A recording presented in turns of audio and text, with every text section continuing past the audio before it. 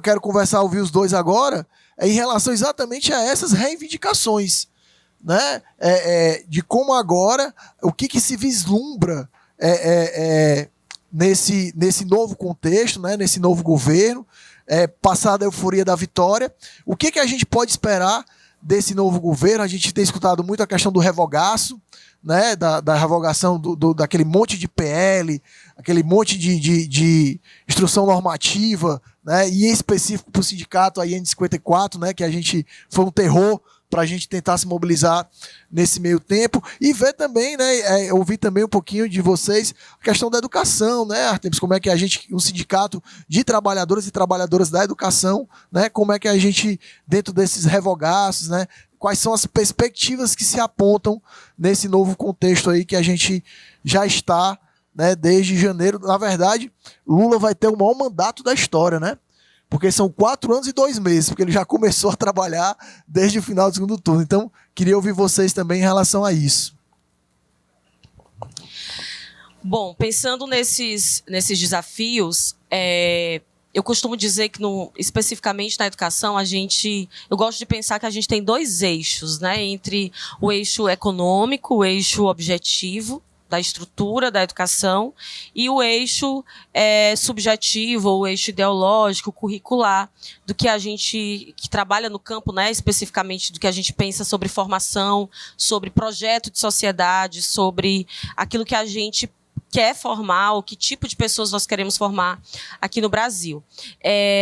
A gente estava no período de barbárie, né? Então, eu acho que a gente estava e é doloroso mesmo, quando o Lobão trouxe aí a questão dos Yanomamis, a gente estava naquilo. Eu acho que, infelizmente, só tomou visibilidade agora, mas era isso que se perpassava a nossa condição, ou a condição da maior parte da população, e hoje a gente tem um marco civilizatório, né, para jogar, para discutir e disputar e fazer exigência a partir de um marco de civilização, de um marco de dignidade e dentro do campo democrático, que é nisso que a gente trabalha. Então, para a educação, eu penso que a gente, até pelo caráter de frente ampla, pela disputa e a própria constituição dos ministérios, da equipe de transição, e por saber que, sim, a educação, historicamente, é sempre um campo de disputa do setor privado, dos setores econômicos, porque, sim, ela que prepara a sociedade objetivamente, ou seja, a partir do domínio técnico, né, da formação profissional, mas também subjetivamente, né, com a discussão e a adequação de subjetividades que estejam ali sujeitadas, que sejam convenientes, que absorvam e apenas reproduzam uma lógica de exploração, uma lógica de degradação da exploração do trabalho e da própria vida. Então, a gente vai ter que lutar muito, primeiro, por financiamento, por aumentar a nossa fatia no orçamento.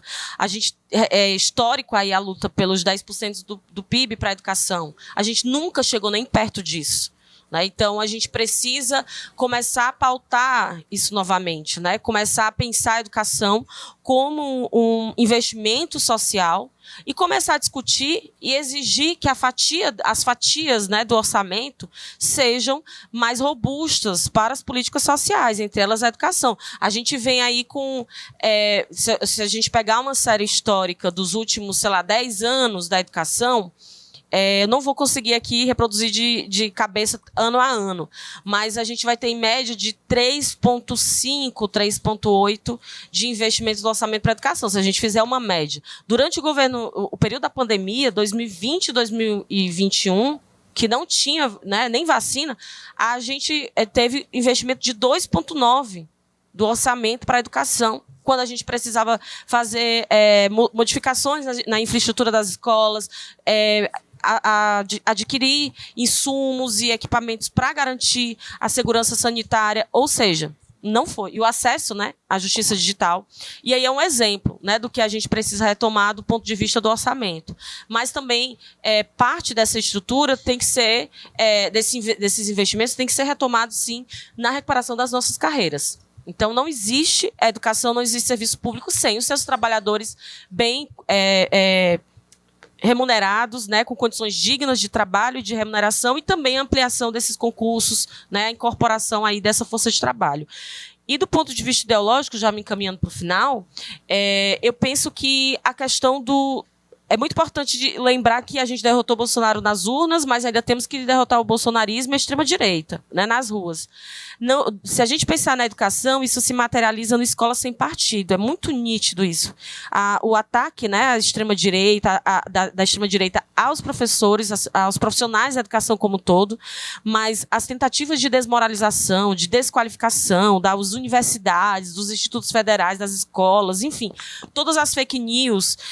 E, além disso, as tentativas de intimidar, de proibir determinadas discussões ou determinadas temáticas dentro da escola, pautadas, inclusive, de uma perspectiva moral, né, uma suposta moralidade superior em defesa de uma suposta família, de uma suposta pátria, de uma suposta cidadania, que a gente está vendo aí que nenhuma cabe, na verdade, começam com esse do âmbito moral, mas se a gente aprofunda a análise, a gente percebe que ela também esvazia o currículo, esvazia a formação desses estudantes. Porque quando eu digo que eu não quero, quando eu quero proibir, quando a extrema-direita, aliás, quer proibir as discussões no campo da sociologia, da filosofia dentro da escola, ela não está só querendo coibir o pensamento crítico ou a discussão sobre a diversidade, sobre temáticas que fazem parte do ponto de vista humano, social, mas ela também está retirando a capacidade,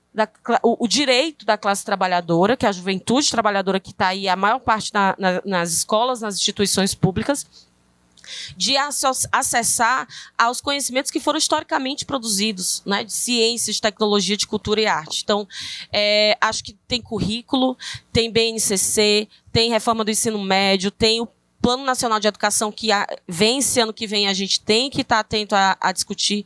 Então, do ponto de vista também do currículo, dos materiais didáticos e do próprio ensino, a gente tem muita coisa a disputar ainda.